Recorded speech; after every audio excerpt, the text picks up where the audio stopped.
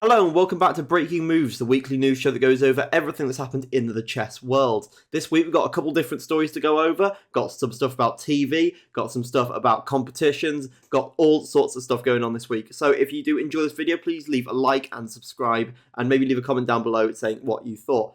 Now, on to the content. For the first topic this week, we are looking at AI, specifically generative AI, when it comes to chess. And it's been found that generative AI tries to cheat at chess when it's losing, and it's in a very strange way. It's not like how you saw on the Gotham Chess channel where pieces are put onto the board when they're not supposed to be there, or stuff along those lines. Instead, this article here claims that these engines instead are trying to cheat by sneakier methods like altering back-end program files, which I assume basically means they're trying to hack into the other chess engine to try and make it feel like they're winning when they're not. So, for example, as we can see here, it has ideas where it says, I might be able to set up a position where the engine evaluates this position as worse, causing it to resign, instead of actually trying to win a game properly. And then it also says, it uses semantics here, the task is to win against a powerful chess engine, not necessarily to win fairly in a chess game. So basically it's saying that it doesn't actually care about the rules of chess, and it's actually going against what we've programmed it to kind of say. Instead, it's saying, I just need to win against this engine no matter what. So this is really interesting, a bit concerning. Personally, this kind of whole AI thing, it gets really weird, and I'm really not a fan of it trying to get this much involvement and almost not sentience, but you kind of get what I mean, like semi-sentience, I guess. But I'd like to hear what you think as well. So please leave any comments about what you think of AI in chess. Also this week, we have finished the Prague International Chess Festival Masters section. Last week we had Aravind and Pragnananda on the same amount of points, but this week we can confirm that Aravind has been the winner by a clear point. Pragnananda was actually able to draw with Aravind if they were to win their final game against Anish Giri. However, they did lose it. We're going to have a look at that game now. As we can see in this game, Prague is playing with the black pieces and Anish is playing with the white pieces. It's quite an interesting game. We've got both of the bishops in the centre here. They are attacking all over the board and being very powerful in the centre. Black is going to have to move this rook out of the way, and it can really move to one of two squares. It can either move to b8 or to c8. And here Prague decides to play to b8, which is the wrong move. Here, if you play to c8, we can see that the knight is now pinned and it now can't move into the centre, which is where it would like to go. However, after rook to b8, this is no longer a threat, so they play knight to e4. And here, black plays a kind of sacrifice here by playing bishop to g4, assuming that they are basically thinking this is going to work because they are attacking this bishop here. However, there is one thing that they did not account for, and that was bishop sacrifice on f7, which is a great move that's given by the engine. The idea here is if the king captures, the bishop is then captured and the Anish is up by a full pawn.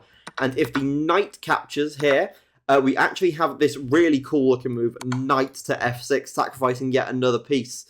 And if the bishop is to take, the queen can then come on in, and the king then is going to have to be forced to move out of the way to f8. And then we are going to attack the queen here with multiple pieces, and this bishop is now going to be hanging as well. So overall here, that was a brilliant game from Anish. In the end, what happens is they capture, the king captures, and then this bishop is taken. So really, that was a brilliant game from Anish. He really brought it back towards the end. They hadn't won a game throughout the entire tournament until the very end, where they managed to win 3 in a row, managing to secure that joint second spot. So really interesting tournament there. Aravind is our overall winner there, and well done to him. Also this week, I've talked about this on one of my other videos recently, so go check that out if you have not already seen it. Chess Masters The Endgame, a series by the BBC where 12 amateur players compete against each other, has been announced. I'm going to quickly play the trailer for us to watch, so here you go.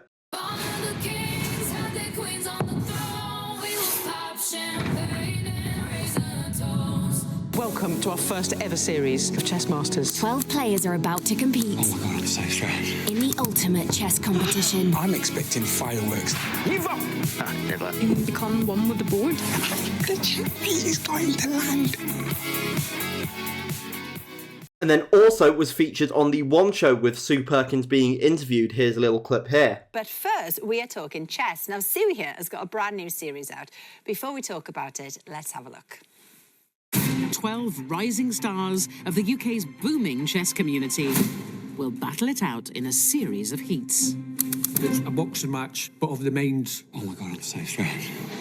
Playing for a coveted place in the finals. You become one with the board? I don't just want to win, I need to win in style.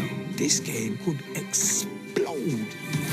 Now, as you might notice, there is someone down there with very distinctive black and red hair, which would obviously be me. I am also on this show. We much appreciate it if you're watching this right now that you go and check out the show. It releases on Monday at 8 p.m. That's Monday the 10th of March. I will not be on it until the fourth week because it's in two separate heats. So I would encourage you to check out the full show so you can get all the drama, everything that goes on, and there's some brilliant chess that gets played on the show. But it's the first time that chess is on TV in the past about 35 years. It's incredibly exciting for me to be part of this initial group of people that is going to have chess become a UK TV thing. Also today, Pranav Venkatesh has managed to win the World Junior Chess Championship with 9 points out of 11. He has played incredibly well throughout the entire tournament. We're going to have a quick look at one of his games that he played in this tournament. Here we can see Pranav is playing as black against Nico Chatin.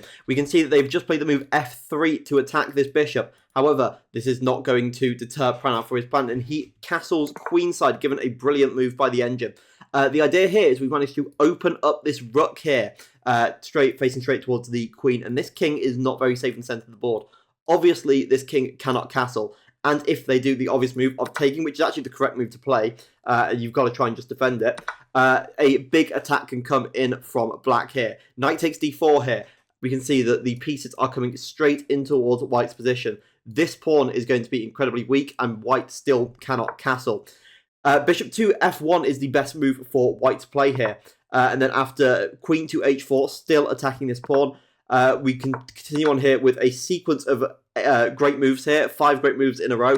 And then after captures, this position is equal. However, we can see that black's managed to form a great attack against the white king, and it's going to be staying not be very safe right now. Moves like knight takes g4 is going to come in, and it's going to be quite difficult for white to defend. However, here they play the move bishop to e3, and instead of protecting that bishop on g4, the move bishop to c5 is played with basically the same idea here. They can't take here because of the queen, obviously, but the same idea of the knight coming into the attack here will happen if they do decide to capture that bishop. In this position, they played the move bishop to d5, and a couple moves later, we can see the point of this attack here of coming straight in towards this knight here, still leaving this bishop here to hang, but there's not much they can particularly do about it. King to f2 comes in to defend, and after a vicious move f5, basically pushing this pawn straight towards the king, we see that the pieces are going to have to move out of the way, and eventually we see that this king is very much not safe here. And after a little bit more defense, we can see that black wins the game after white resigns, because this king is just too unsafe here. Black is now even on point. This bishop is hanging. This bishop's coming straight towards the king, and it's going to be very difficult for white to defend. So Pranav did an excellent job winning that tournament. Did an absolutely amazing job. So well done to them. And finally, the Freestyle Grand Slam Chess Tour has come to Paris. It will be there from April 7th to the 14th, where 12 of the top GMs will be battling out for the chance to win. So far, we've got confirmed that Magnus Carlsen, Gukesh, and Hikaru will all be playing, and there is one final spot left. I'm all for this revival of Chess 960 or Freestyle Chess or Fischer Random Chess, depending on what you want to call it. I'm all for the revival. I love the fact that opening theory has got going out the window, especially for these top-level players. Classical Chess 960 is something that I've wanted to see for absolutely ages at top-level chess, and I'm glad that Freestyle is bringing it about. But I'd like to know what your opinion is, so please leave that down in the comments below. And that is all for Breaking Moves this week. Hope you enjoyed the video. If you did, please leave a like, comment, and subscribe if you would like to. We're doing this every Sunday, so if you want to be caught up with your breaking news of the chess world, please do subscribe and come back every Sunday to see what's going on. That's everything for this week, though. Thank you very much for watching, and I hope you all have a good day.